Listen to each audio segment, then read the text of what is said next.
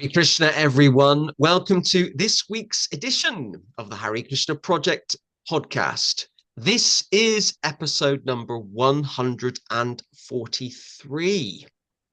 Yes, we've made it to our 143rd episode without being struck off air or anything bad, whatever we mean by bad, happening to us. We're still going.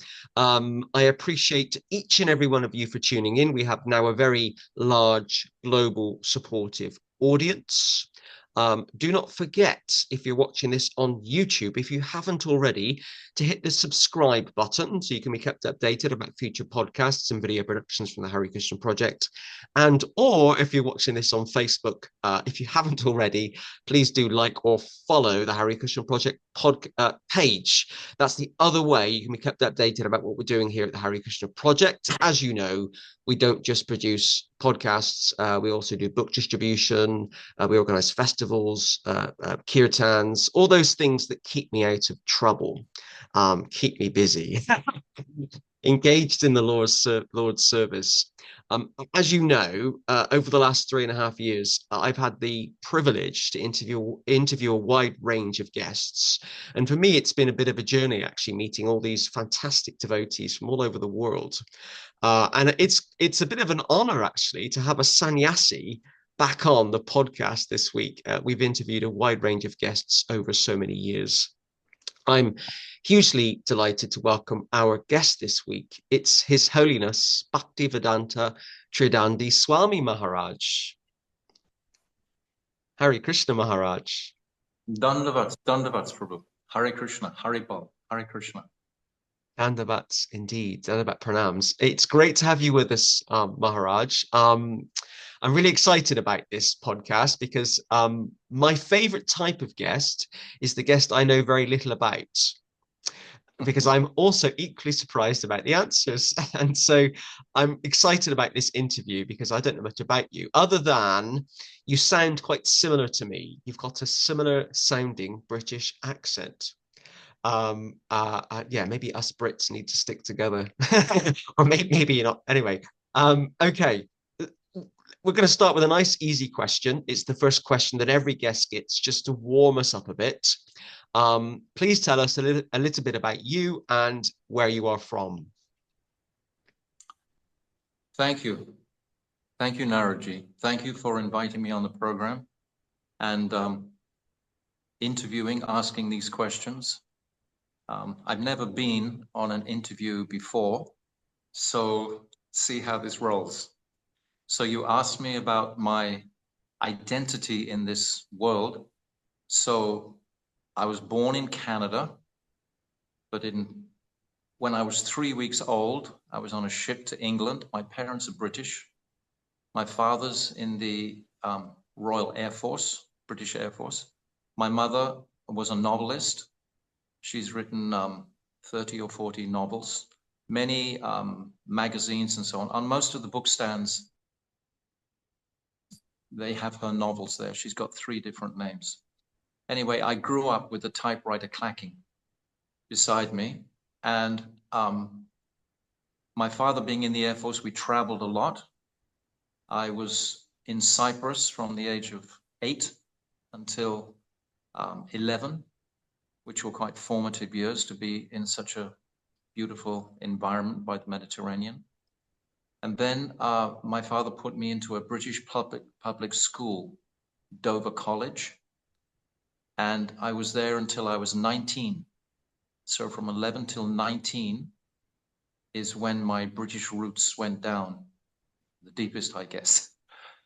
And then as soon as I left school, with just the very basic credentials, I was not a very good student.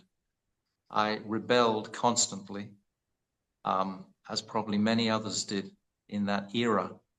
My parents, of course, had been through the Second World War, so their standards in life were very much fixed that without money, you can't be happy in this world. And I was completely the opposite to that. I had never had any regard for money in my life. Never. So I was very happy. I used to sing a song. I've been poor and I've been rich, and I can't remember which was which is the truth. Anyway, when I was 19, I just wanted to pull myself away from my parental, the control that they had over me, between us, and just traveled to Canada, America, Mexico, and hoofed around there for a couple of years.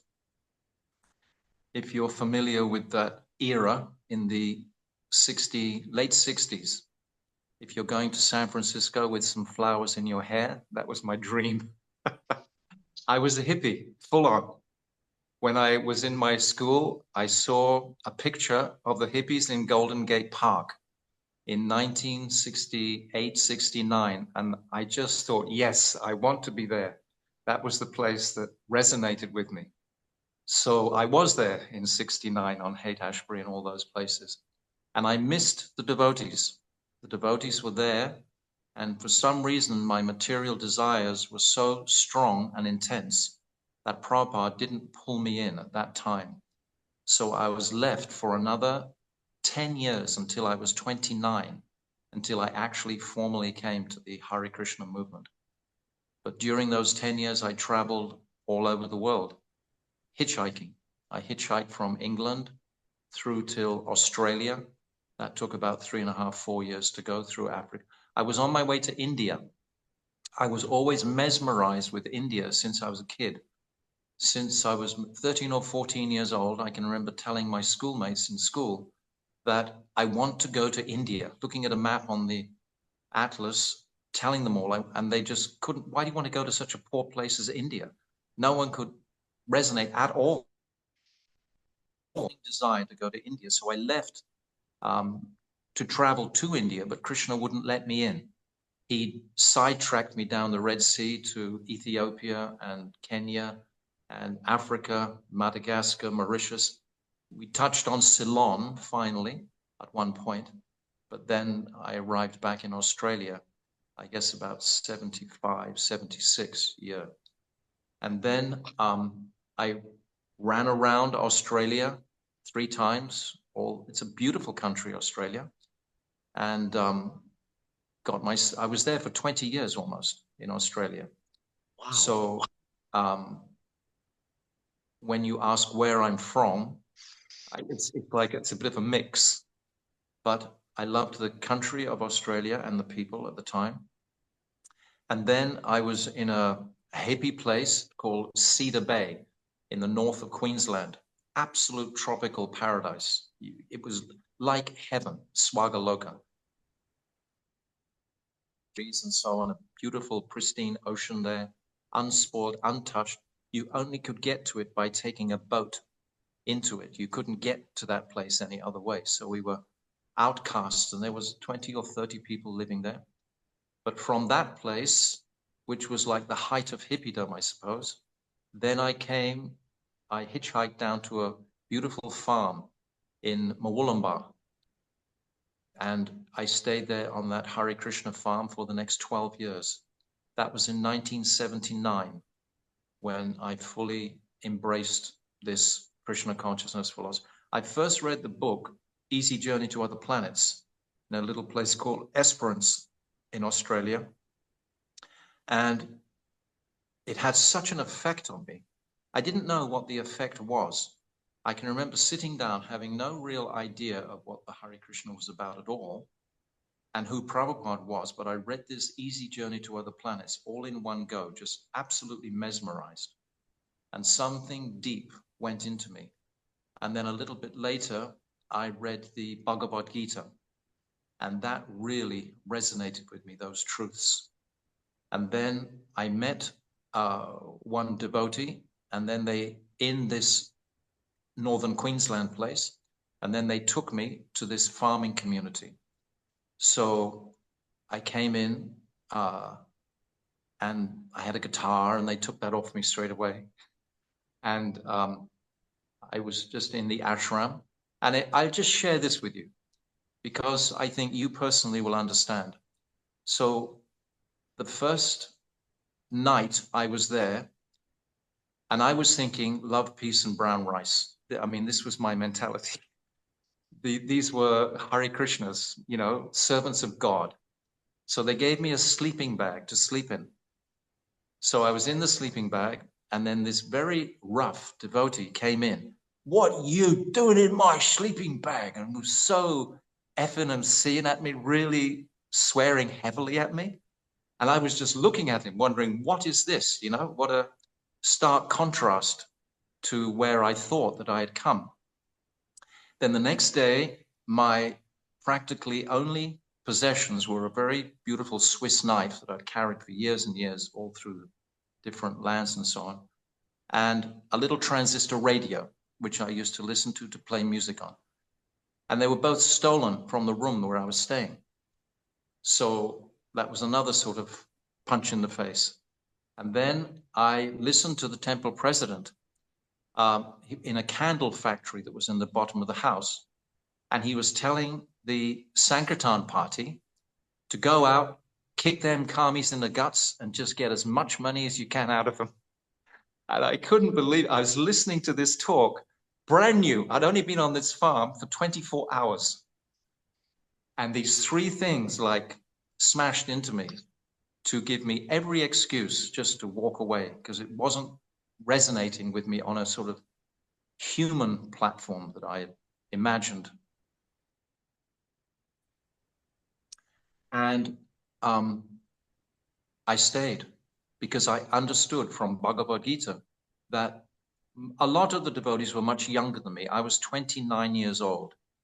They were much more youthful. I was probably one of the oldest at 29. So I just was able to accept in the first 24 hours and understand that they have the truth. The truth is here.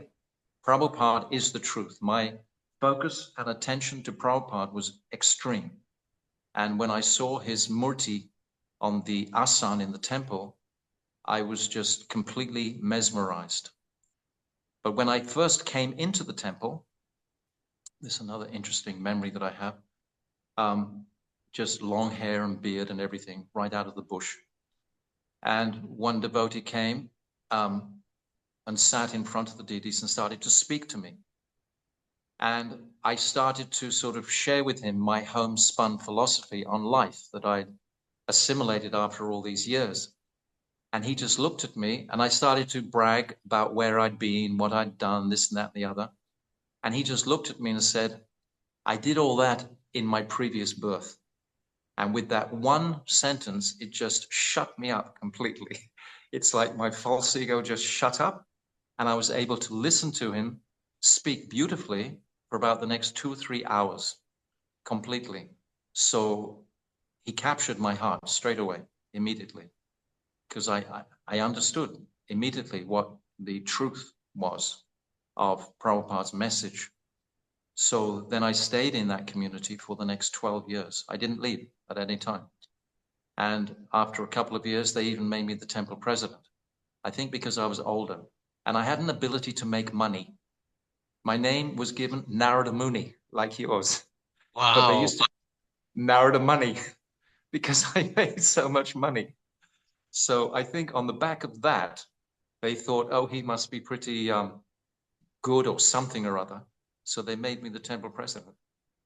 Anyway, for a few years, I was temple president, and then they put me as the vice president because in their opinion, I wasn't spending the money the way they wanted me to spend it. And I was always in the management for the next 12 years.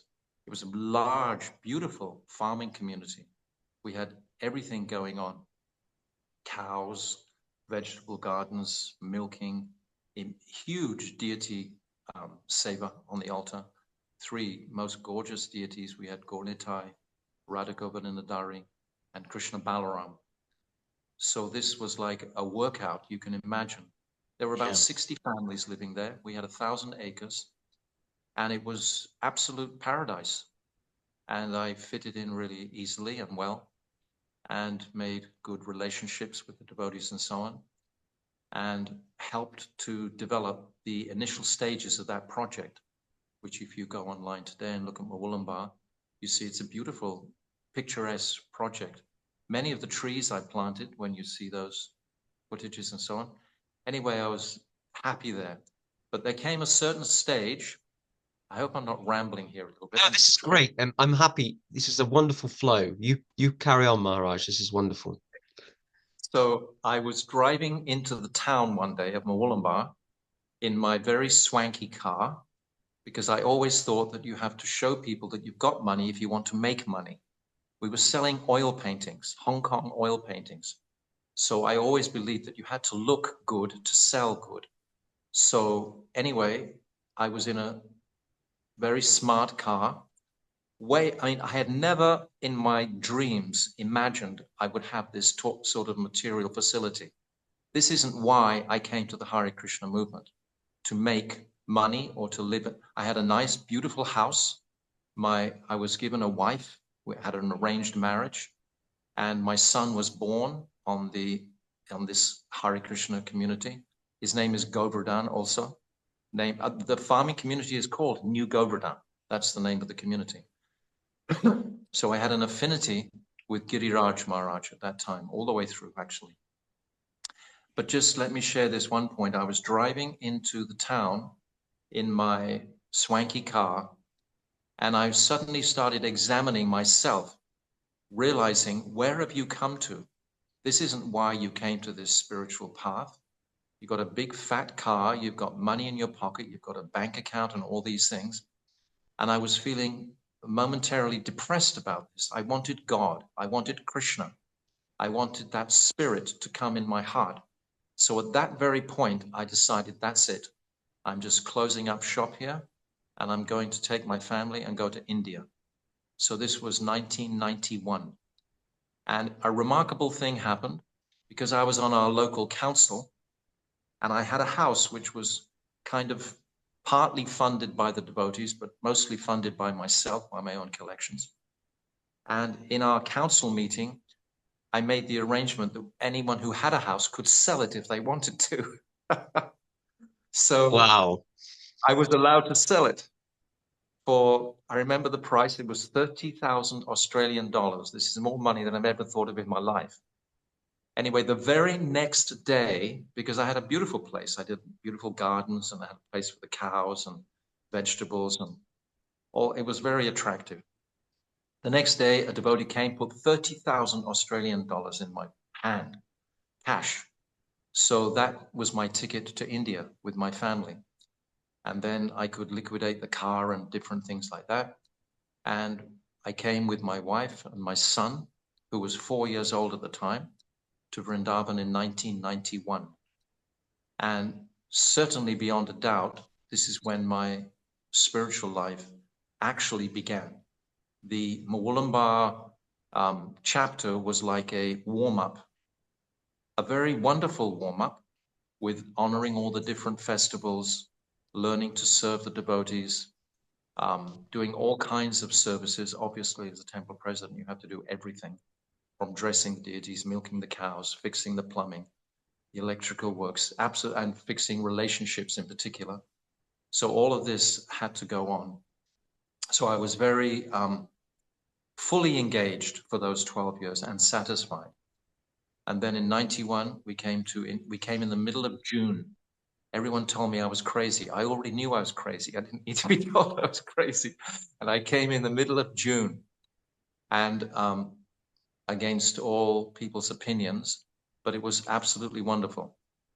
And at this very first day, I'll share this point with you, that as the ambassador taxi pulled into the Krishna Balaram temple, my wife at that time, my former wife, she had been communicating with another lady in Vrindavan, and she came to the window of the taxi and said, "Oh, you've got to come with me straight away. We hadn't unpacked, we hadn't done anything. You've got to come and meet this sannyasi in Mathura. He's the most remarkable person." So she just left me with the baby, with the child and the luggage, and ran to Mathura straight away to meet Bhaktivedanta Srila Tridandi Maharaj. Narayan Maharaj, what a mistake. To meet Srila Narayan Maharaj. So she ran to meet him. And then she actually took an initiation very soon after that. Secretly, no one knew, not even I knew. And then a year later, I sort of more formally met Srila Narayan Maharaj. I hadn't met him directly, but I was introduced to him again by my former wife, and that was very momentous, and a connection happened immediately. But prior to this, in Vrindavan, I had wanted to take my spiritual life more seriously as soon as I arrived in Vrindavan. So immediately I began chanting more. Immediately I chanted 32, and then very much soon after that I went to 40 rounds a day. And then I began to chant a lakh a day. This was in 92. And I read so many scriptures substantiating the importance of Harinam. And I realized conclusively that there is no other beneficial activity for me to ever perform except chanting Hare Krishna. So I completely embraced that. At the time, I was dressing Krishna and Balaram in the morning. When you see the Krishna Balaram Mandir, very beautiful. And I was helping with the Samadhi Bhaktivedanta Swami Prabhupada and many other services. And somehow, as soon as I started chanting, all of these services just very easily got given to other people. So I felt confirmation from Krishna. Yes, do this seva of Harinam. So I did, strictly, religiously, that lakh a day. And that's on the back of that is where I am today. Everything stems from that absolute faith in chanting Hare Krishna. And then I came to Srila Gurudev, Srila Bhaktivedanta Narayan Maharaj. Daily we would go across to Mathura temple. And no, weekly we would go and meet him. And he was just the Maharaj sitting in a room. He never exhibited any Aishwarya mood to us. That was not his way, like Bhaktivedanta Swami Prabhupada was enormously Aishwarya in his presentation. He had to be, because we didn't even know who Krishna was. So he had to make that platform of full respectability. So Bhaktivedanta Narayan Maharaj, he didn't have to do that. And we would just very casually accept his kind teachings and so on. And I didn't take that so seriously in the sense of like initiation, yes, this is going to be my life and soul, until Krishna again opened another door to me in 1994. There was a place called Vrindakund near Nandagram in Vrindavan.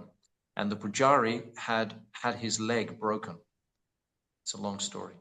But there was a devotee who was in the Krishna Balaram Mandir called Dinanath, and another one called Devi Shakti. And they were in charge of this Vrindakund place, because the Baba who had originally lived there, his name was Madhava Baba, he had donated the whole Kund to ISKCON. And it was a very, very beautiful Kund. It was Vrindakund. It was her home in the Leela of Braj. And because the Pujari had broken his leg, they requested me, can you go out for a few days and take care of Brinda Devi out there? So I was very happy to have that service. So I went out, but I was there for 6 months because it wasn't just a few days. So 6 months alone, totally, no cell phones at that time. This is 94, 95. And not speaking very much Hindi at all. And just there looking after that dear, waking her up, offering all the bhoga, and then dressing her, and then having the midday arti, having the evening arti, etc. Just fully embraced by Srimati Brinda Devi. So I had that opportunity to really connect with Vrindavan at that time. It's very special. I was in touch with Bhaktivedanta Srila Narayan Maharaj at the time, and sometimes I would visit the mutt. And he would always be very encouraging. He would always ask me, am I living alone? Yes, it's very good to live alone, he would encourage me. But I had a hard time living alone with my mind. As I described a little bit of my previous sanskar, they were rotten. As a hippie, it was just drugs, sex, and rock and roll. Really, for like 10 years. So they leave very deep sanskars in the mind. So when you're suddenly alone, you're confronted with your history. It's there.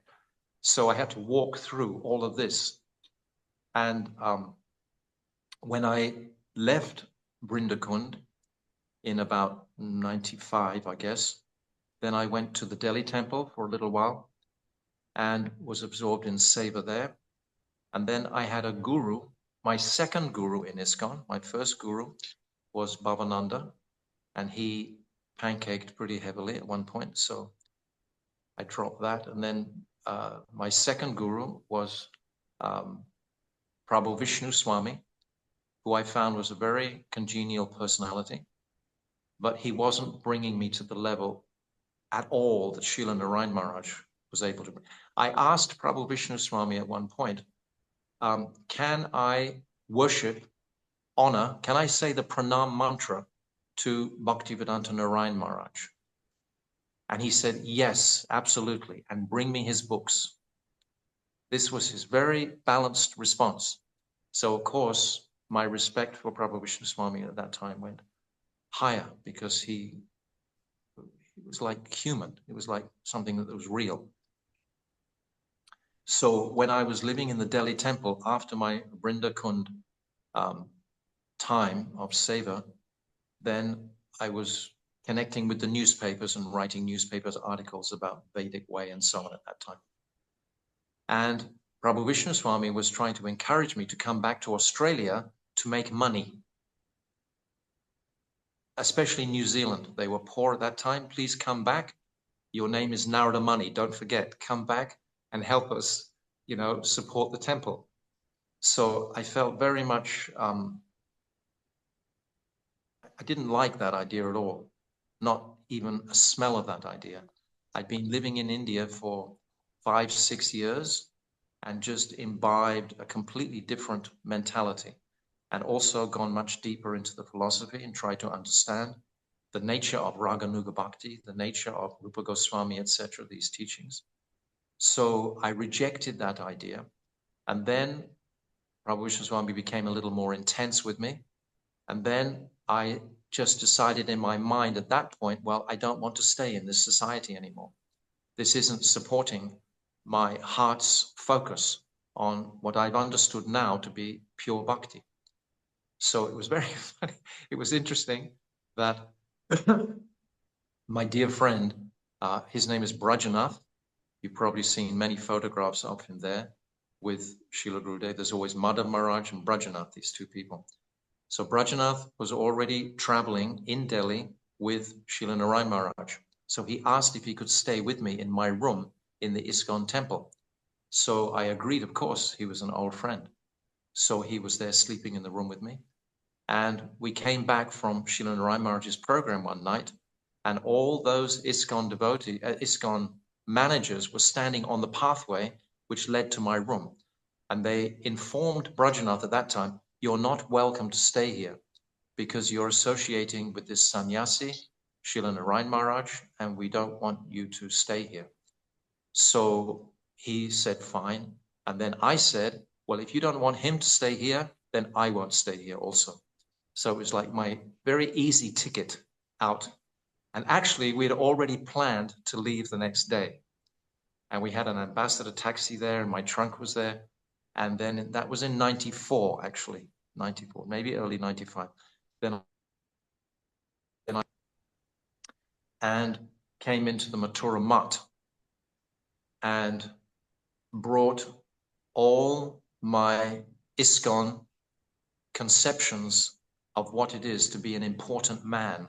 I had been a temple president. They had given me great honor in the Delhi temple. And I came into this little mutt of Srila Narayan Maharaj carrying the same kind of ego. And they gave me a room, and I thought I was very important. But very, very quickly, they kicked me out of that room and they put me into a little tiny cupboard, which was going to be my place. And I absolutely hated that Mathura mutt. It was like so raw. It was completely raw Indian mutt. And practically no one could speak any English. But Srila Narayan Maharaj came, he wasn't there at the beginning, but he came later on. And he was very, very kind to me. He built a doorway on the cupboard where I'd been put to sleep, where I'd been put to as a facility for me. And he built a little walkway so that I could access it from the roof. So he made some tangible adjustments so that I could actually stay there peacefully, alone in the mud.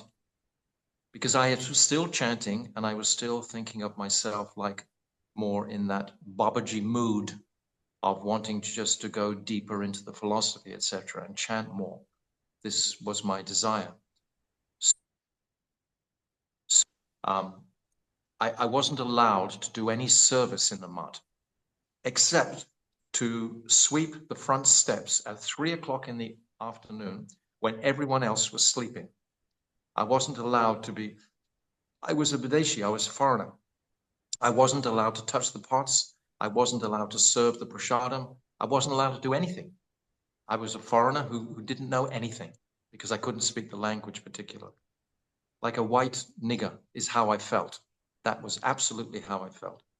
But Srila Narayan Maharaj was always so generous-hearted. And there was another devotee there called Premananda Prabhu. And jewel of a support. And he was always so generous-hearted with me. Constantly. There was a little story, anecdote, that we went with Srila Narayan Maharaj to a program, an outside program. We all piled into a Land Rover.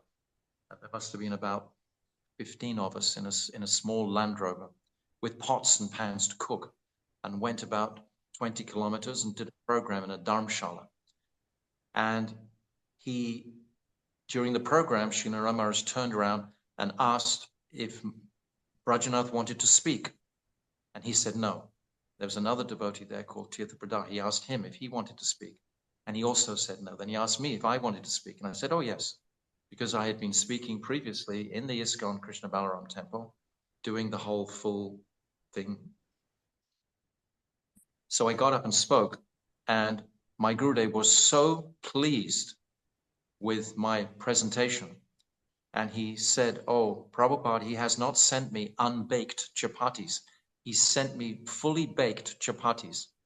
And then he was so encouraging to me on that evening. And the next morning also.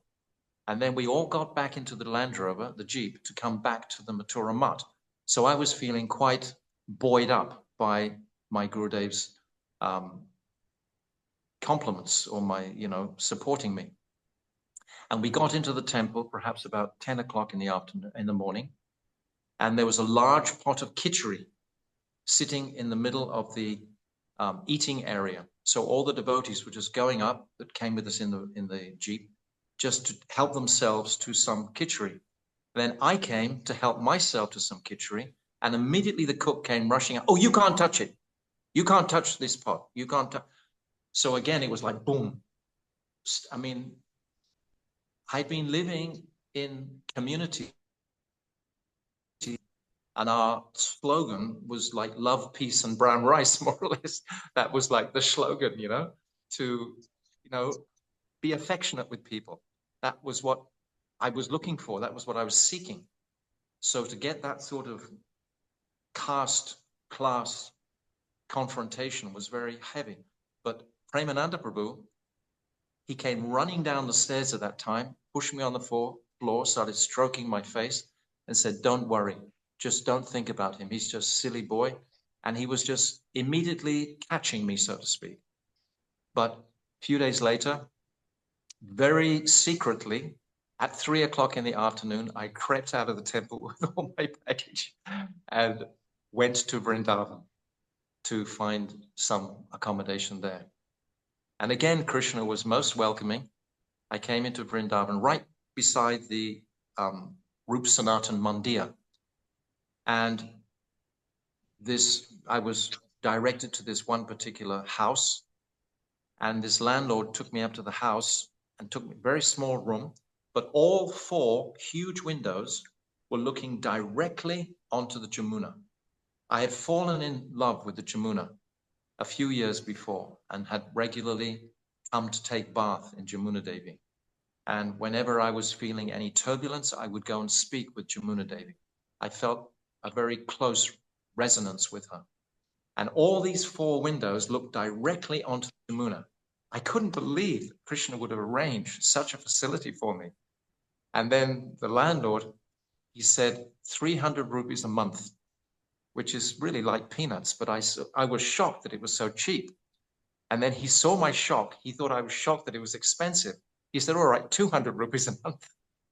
So that place I stayed for 7 years in that house, right next to the Rup Sanatan temple.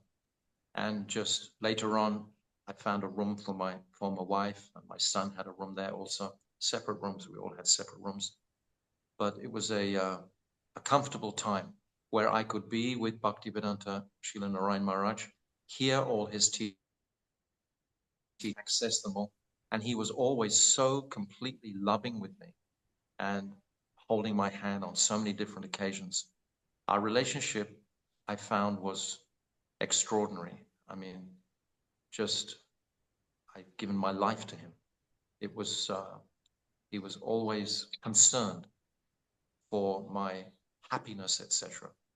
And he would coach me in different topics. I remember him speaking to me about the jiva on his bed. And he explained from Jiva Dharma so conclusively.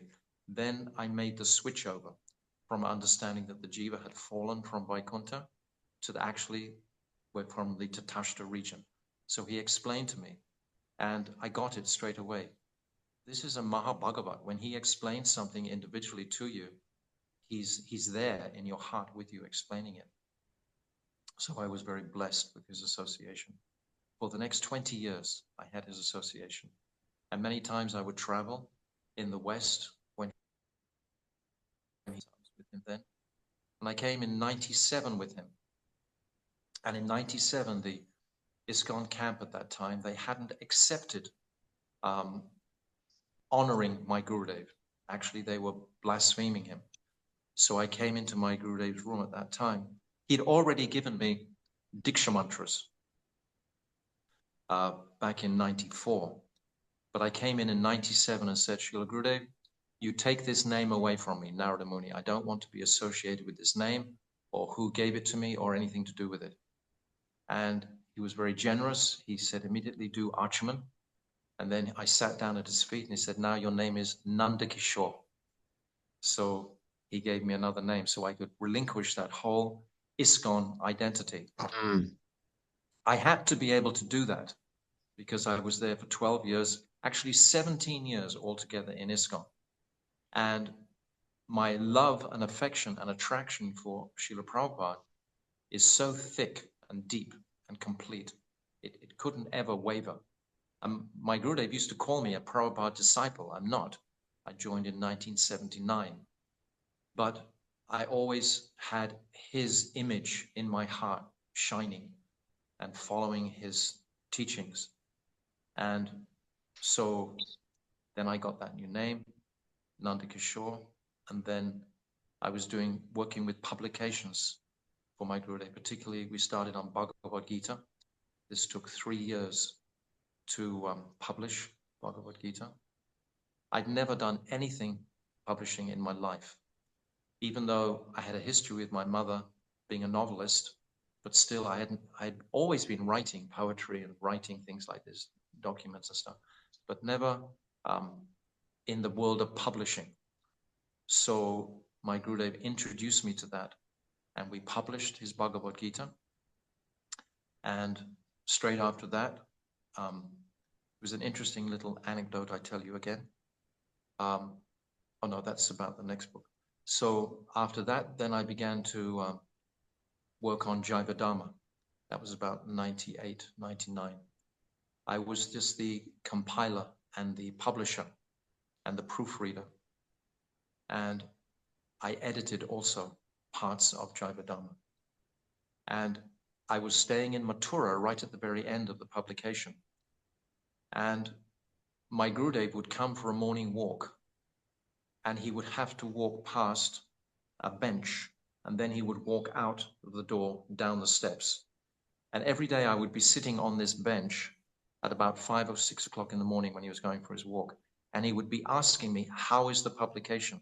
Have the proofs come down from Delhi? How is this editing? And so on. Are the computers still working? And so on. He would be he wanted this publication of this Jivadhamma so much. He was like infusing me completely with his energy to get this Jivadhamma published and out. So every day we would meet for about 3 weeks, because I was staying in a room at Mathura at the time. And we would have beautiful, intimate conversations about the seva. When I had conversations about seva with my Gurudev, it was very powerful and potent.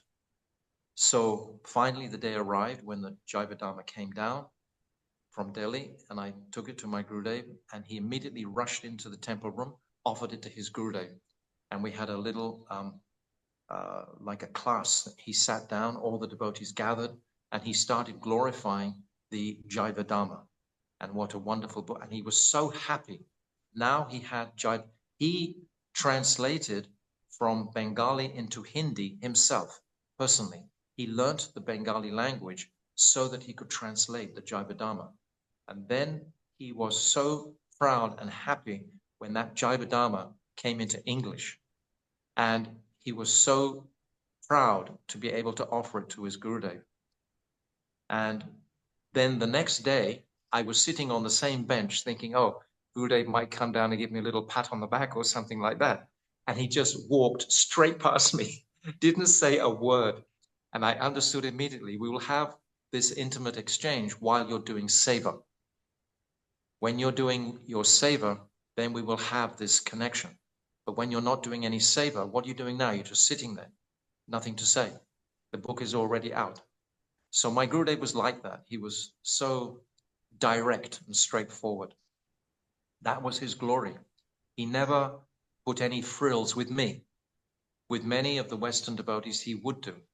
He would embrace them and do all sorts of things like this. But with me, I was like an Indian brahmachari. I would get slaps constantly, you know, of how to behave properly and do this. And it was like significant mercy that I received from him.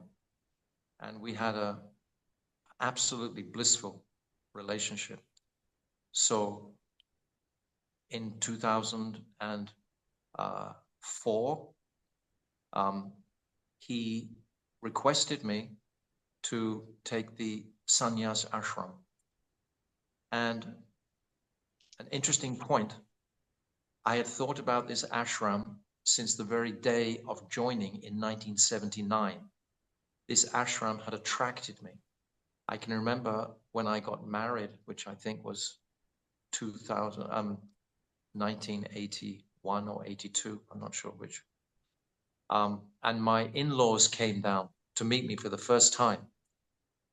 And I said to them almost in the first 5 minutes of having conversation with them, of course, you know, when I'm 55, I'll take sannyas and leave the home.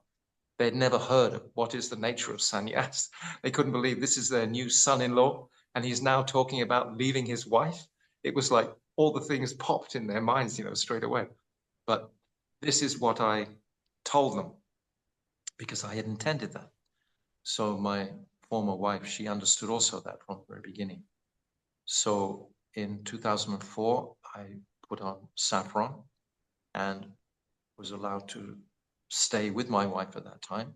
Then 2005, I took the vows of the sannyas order in order to be able to serve my Gurudev more fully. That was the objective. And to have more facility for preaching. Because when you're in the sannyas vesh, you come into a room and people don't start talking about videos and movies and stuff like that to you, where they might, if you're just wearing your regular clothes, they might talk about all kinds of things rather than just devotional practices and so on. But when you're dressed in these robes, people don't come to you and speak things like that. So the environment for preaching is much more potent. You get that opportunity, and you're usually given a good seat, and you can speak the philosophy. So this is what I wanted to do.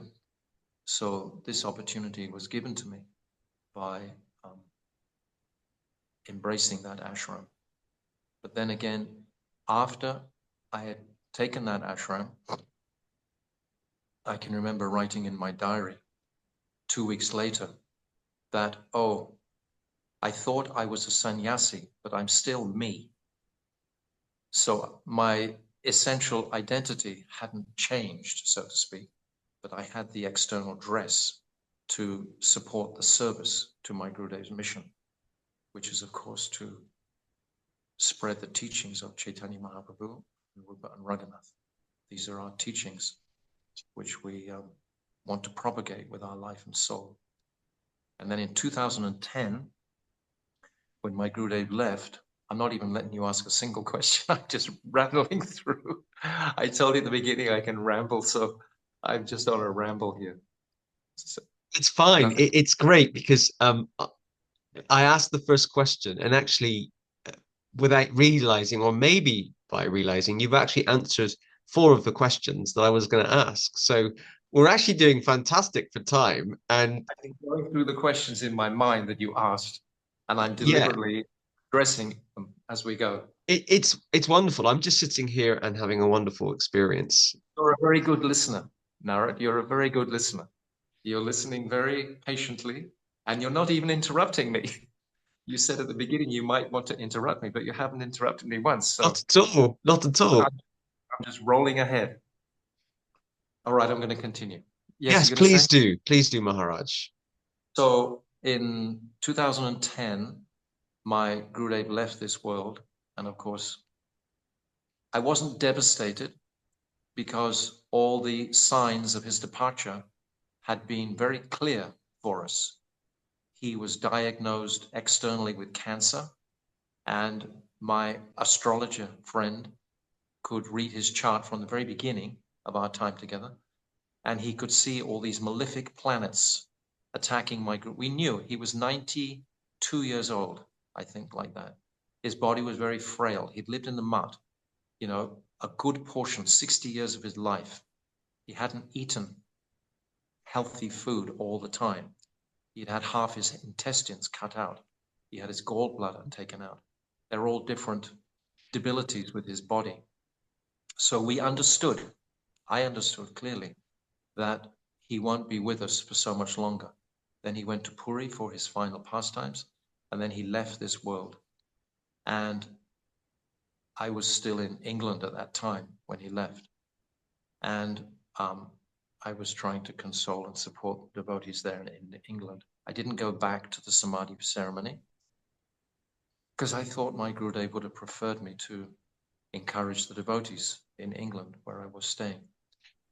But then in 2012, I'd still been on the circuit, going around the world and so on, doing the preaching circuit. I would always be based in India, and I would just take off for 2 or 3 months on a preaching venture and then return to India for 3 or 4 months and then again. But my base had been India since 1991. I just got so many different visas. And then in 2012, I read a small book called, what's it called? It's the Raghavatman Chandrika by my Gurudev. I'll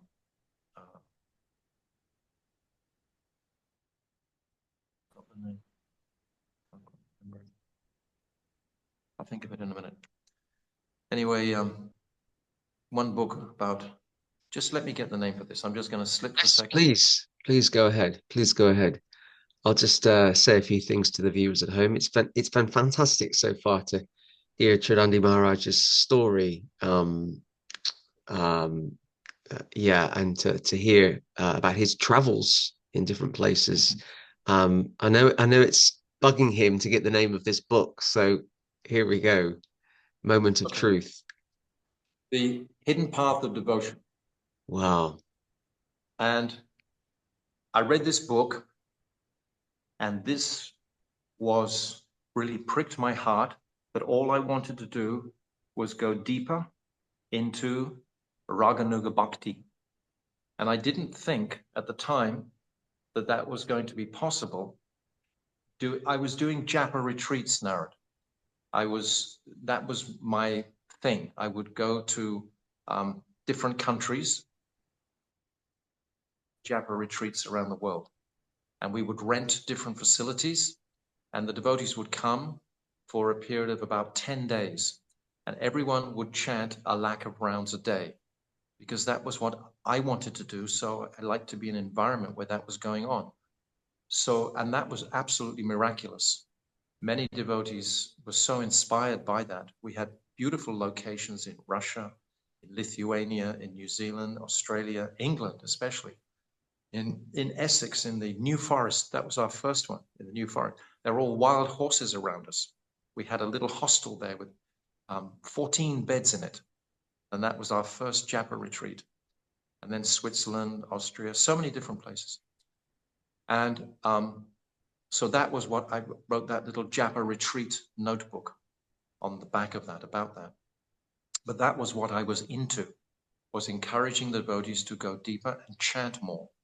Because this was my personal absolute conviction that if you can take shelter of the holy name, all anomalies, all disturbances are completely pacified and pushed away.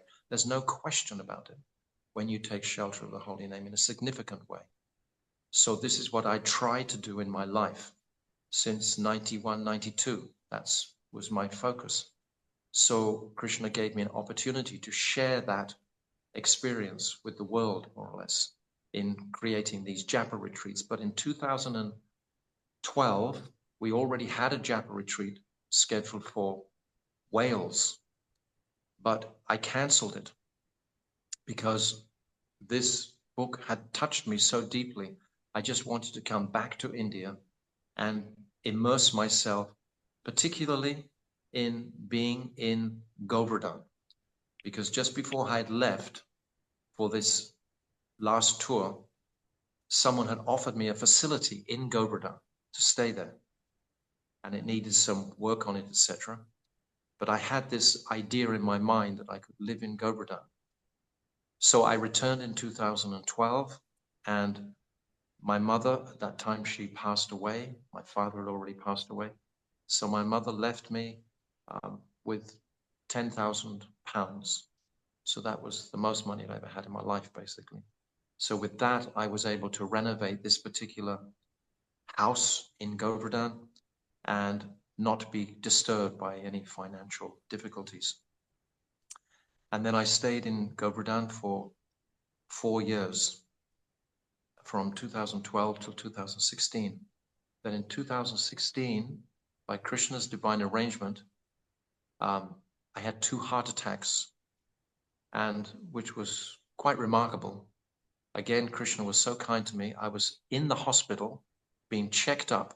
I'd spent the night in the hospital.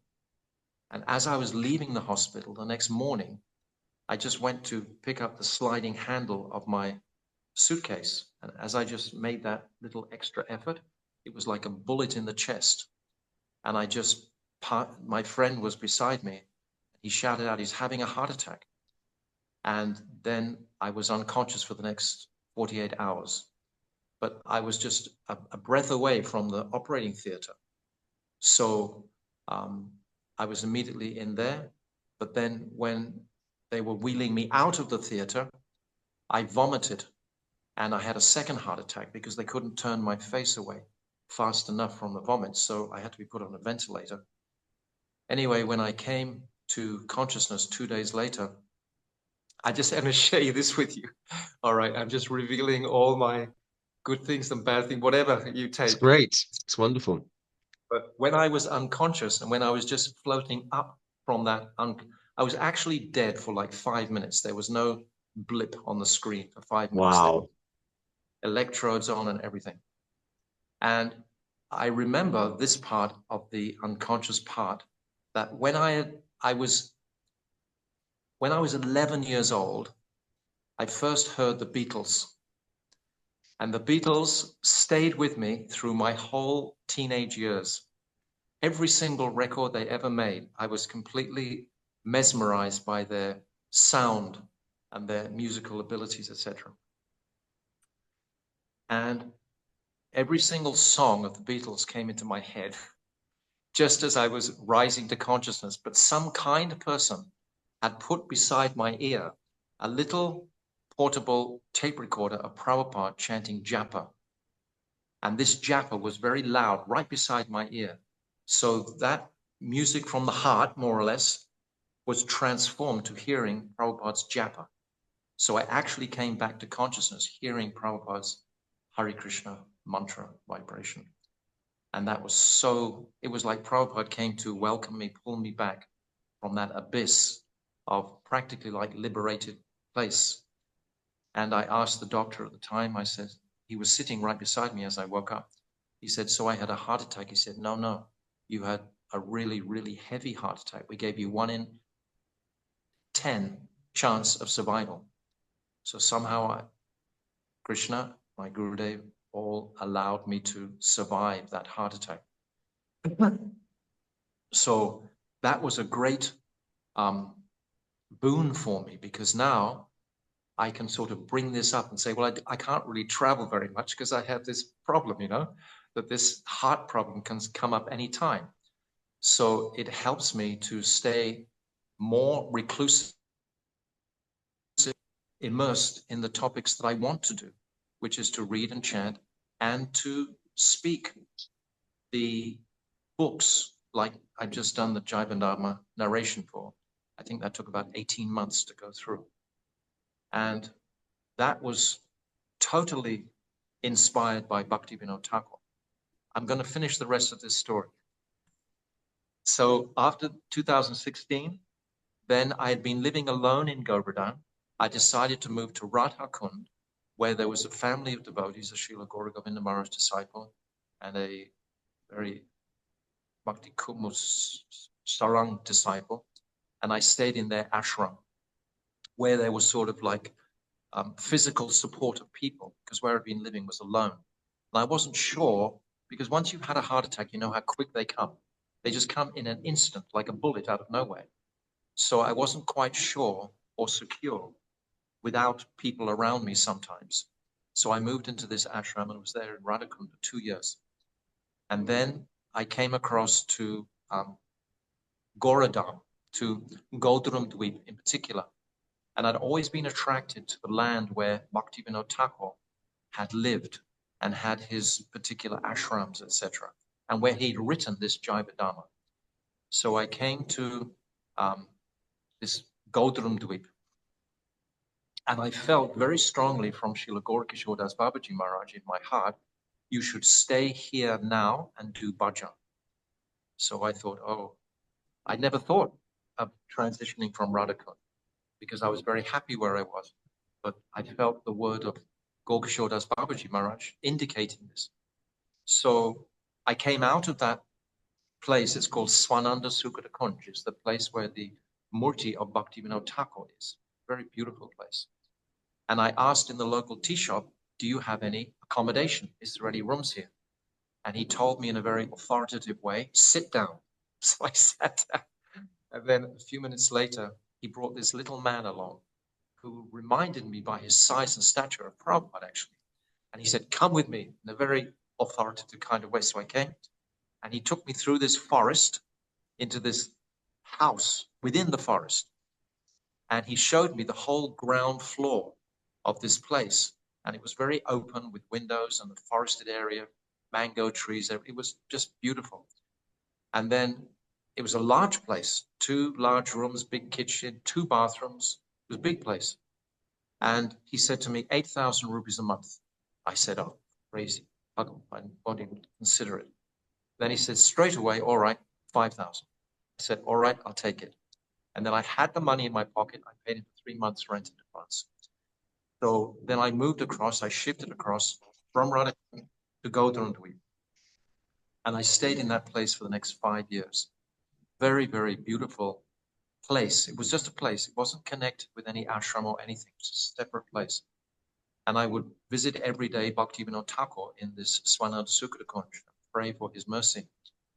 And I was very happy. I could hear the mangoes dropping on the ground during the mango season. And I'd compete with the locals running out to grab them, etc. It was just spectacular. It was absolutely beautiful. So I was very happy chanting there and being there and doing all sorts of classes at the same time. What I actually do, Narad, just to share with you, is that for many years now, I've coached people on Srimad Bhagavatam. They read the chapter during a week or more, and then they send me the audio from their notes, not more than 10-minute audio of the chapter. So I have what I call students, we can say, maybe about 12, 13 students around the world. So every week I'm hearing about 12 or 13 different chapters from Srimad Bhagavatam every single week. I'm hearing their recitations. So it's keeping the whole Bhagavatam spirit very much focused in. And then I respond very briefly because I want to, my purpose is to give them some accountability. That's what people ask for. How can I read the Srimad Bhagavatam? It's 18 volumes. How am I possibly going to roll through all of those volumes? So I keep up my communication. I'm a good communicator. Like I'm communicating with you. I communicate, I do that. So I keep these, we've got one group that I've been in touch with now for, in America, there's 4 on that group. We've been in touch for like, I think 12 years now, and they're already into the 10th canto. And there's another group in China, and they're up to the 7th canto and the 9th canto. Another person in Switzerland, she's up to the 7th canto now. So I'm offering this facility to people to read. Please read the Srimad Bhagavatam. These books are there. So Bhagavatam inspires me to the max. So I'm happy to try to encourage. So this is what I'm doing all the time, at the same time as doing these other things that I'm describing. So when I was in Godram, living in this place, I was continuing with all those Bhagavatam classes and so on.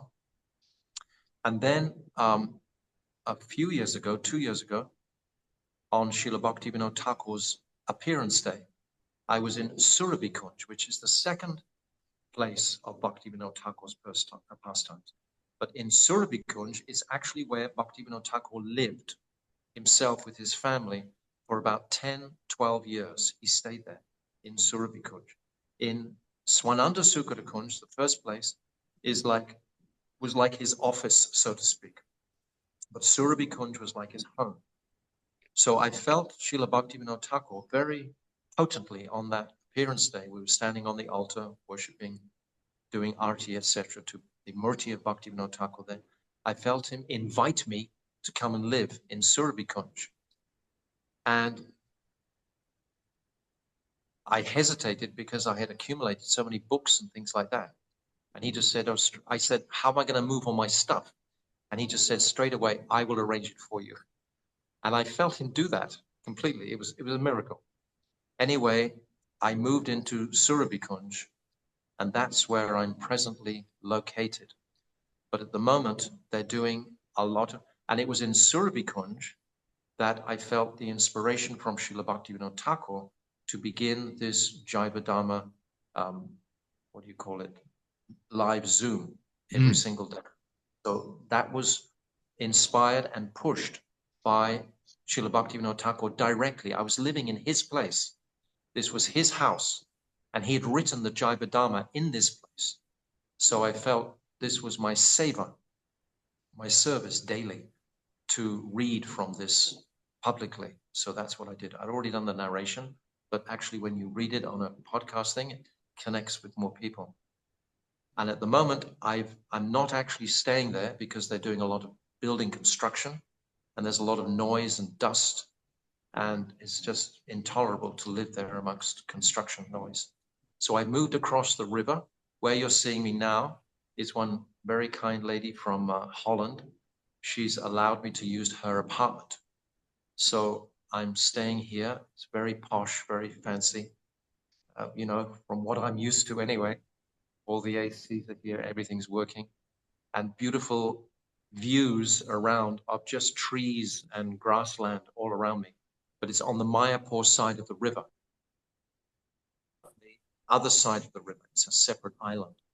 So this is where and I've just been moving around in the ISKCON lands, so to speak, because my great desire from hearing these truths from my Gurudev about the identity of Chaitanya Mahaprabhu was always to share it with my brothers and sisters in the ISKCON camp, because I didn't know these truths when I was in ISKCON. Had never heard this verse, Anapita Chirin Chirat Kuranavartanokala. I'd never heard the esoteric reasons for Mahaprabhu's advent. It blew my mind when I was sitting in Mawulambar with my Gurudev in 97, and he spoke all these truths directly to us. I just was flabbergasted. I had no idea of the identity of Mahaprabhu. And I wanted very much in my heart to share this, and I still do today, with the ISKCON devotees, because they don't speak these truths so prominently. They're pretty much sort of held at bay, because ISKCON is like an institution. And we mentioned in the beginning how you can't, Bhaktisiddhanta Saraswati said that Bhakti Devi can't flourish in an institutional environment. Her wings can't sprout. If your wings start to sprout and you're in the ISKCON camp, they will cut them. They will sanction you. They won't allow you to speak these topics because they have an agenda which is more focused on the mass distribution of Prabhupada's books, more like a religion. This is the feeling I have today, that ISKCON has become like a religion. It's not allowing the deeper parts of the reality of our Krishna conscious teachings to actually come out. Because you can't keep someone in a party consciousness when you actually get into the precepts of Raganuga Bhakti. It's when the heart and bhav has to manifest freely without any constraints. If you're constrained by rules and regulations of the scriptures and of the authorities that are in charge of you, it's fear. You can't move. So, but I'm doing these classes on this side, and many devotees are coming.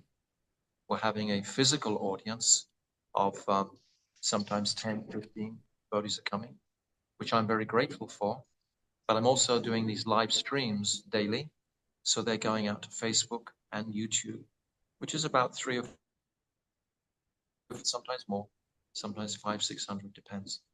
So I'm feeling satisfied in my duty as a sannyasi to share these truths, etc. Plus, as always, Krishna has given me the opportunity and facility to practice it myself.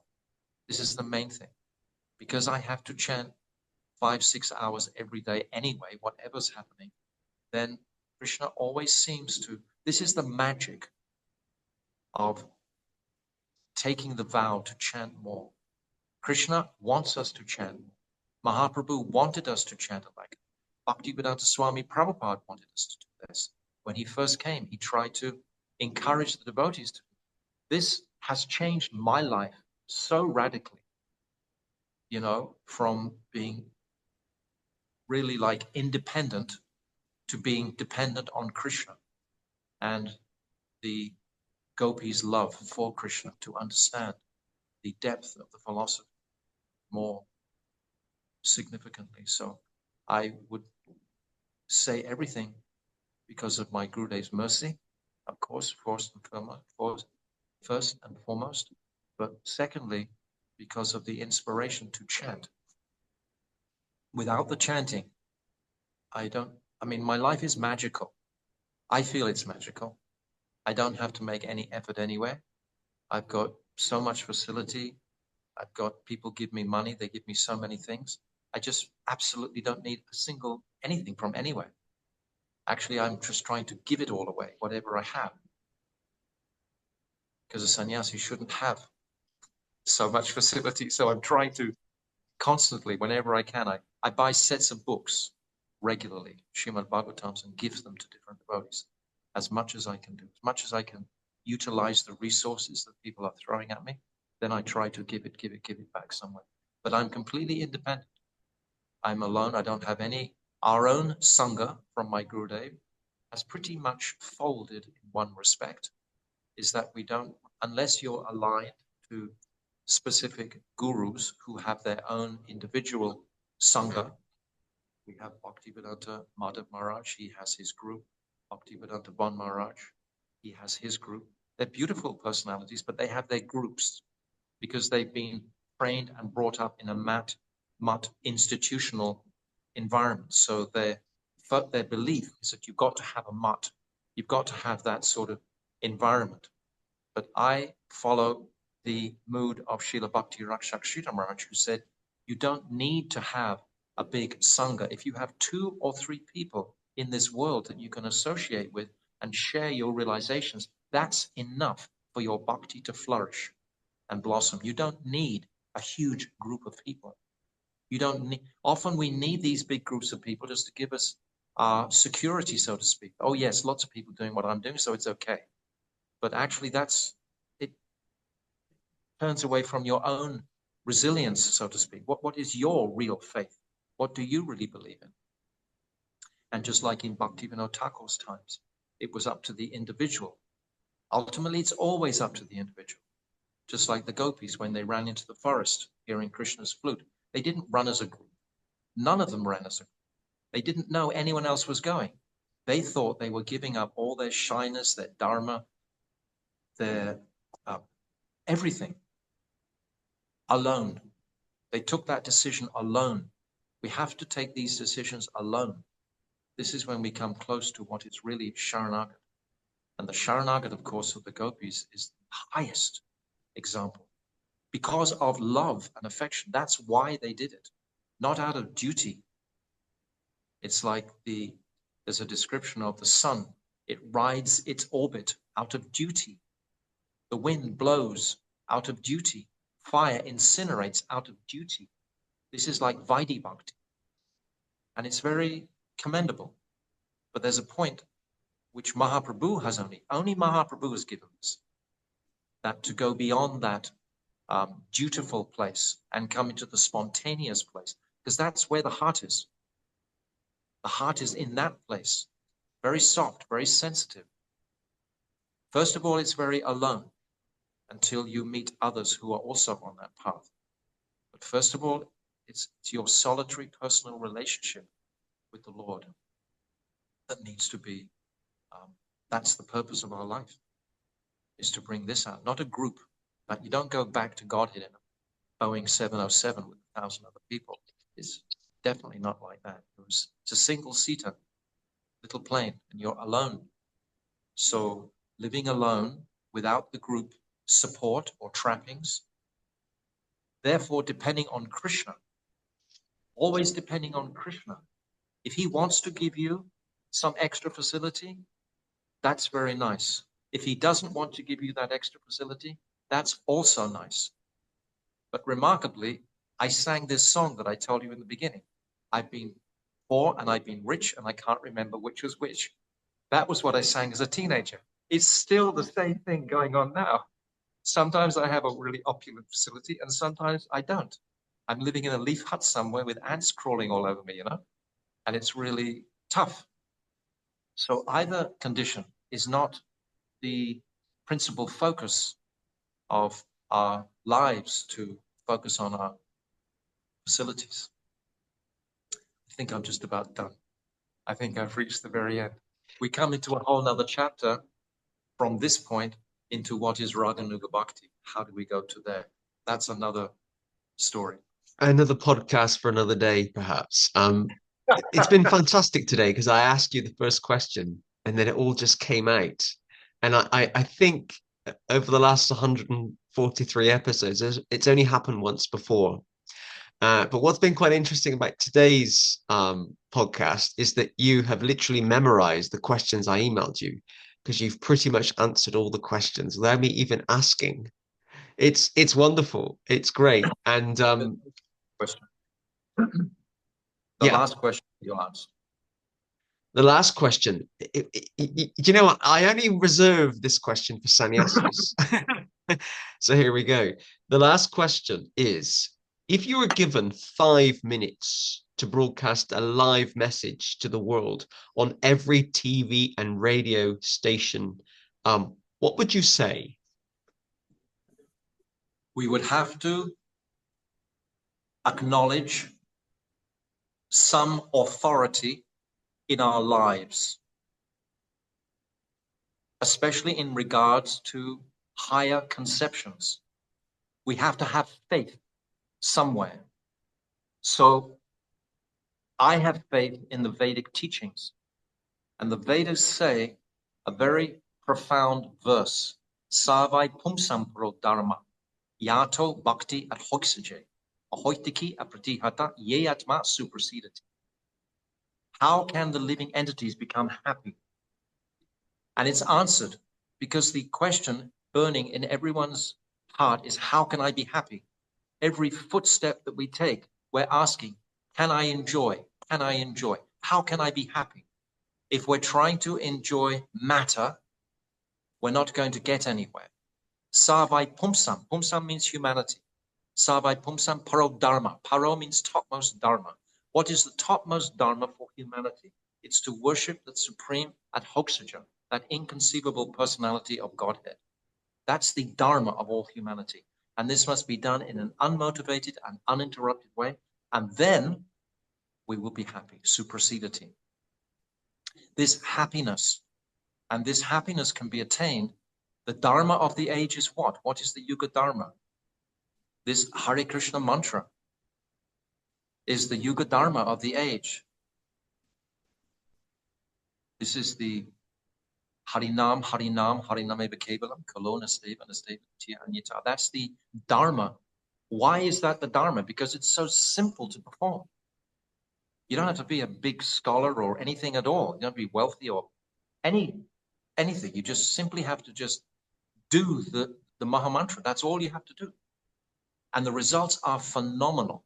And I think I've shared with you in this time together what I've experienced in my own life from taking seriously this whole Jesus Christ. What did he say in his prayer? Hallowed be thy name.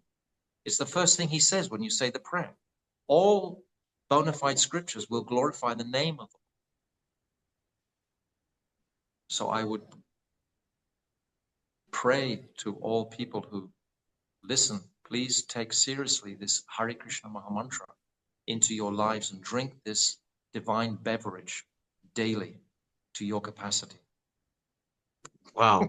Thank you, Maharaj. That's wonderful. And I think you did tell us that or present that in 5 minutes, literally. If we were given a slot on BBC, Sky, I don't know, Fox News or whatever. It's fantastic. I'm conscious of the time. I'm also conscious that we very rarely have sannyasis on the show, and I often try to make the most of that.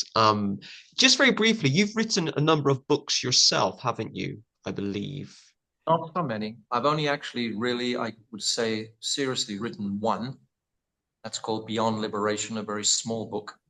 And the rest, that Japa Retreat notebook, I've compiled. And Harikram books, it's like I've compiled them. That's more or less what I've done. I've compiled a book on Radha Kund, etc.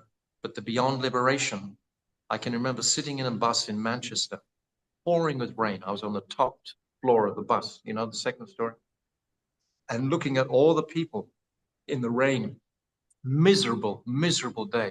They all looked so miserable. And I thought, how can I assist you?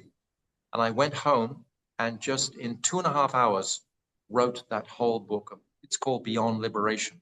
It's mainly taking the teachings from Jaiva. And it took another 12 months to edit nicely and present and everything.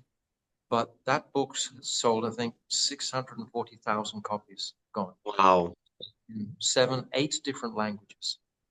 So Beyond Liberation, it's just a very simple book, but it's designed to attract people just to come and chant Hare Krishna in the early stages, more or less, you know. So that's really the only book. Of Okay. course, working on Bhagavad Gita for so long, working on Jivadhamma, this is in the publishing world, not in the writing world. Hmm.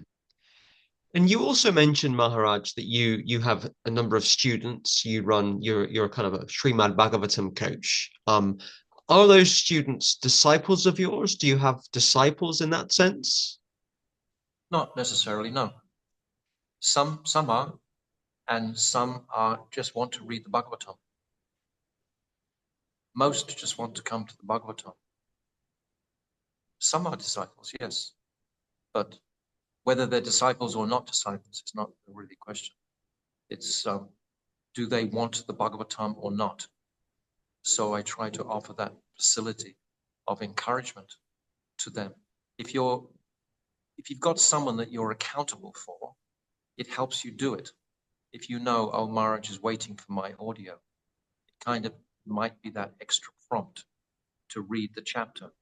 But my faith in Bhagavatam is so profound and strong. I know once they read the first chapter, that's it, they're hooked. And it's the same in every single instance. There's hundreds of devotees that I've brought through. And I'm so confident, every single time it happens the same. As soon as they read the first or second chapter, they're hooked forever. It's so delightful. It's so tasty. Just got to keep it going. So that's what I try to help. Mm, mm. So they're not all my disciples.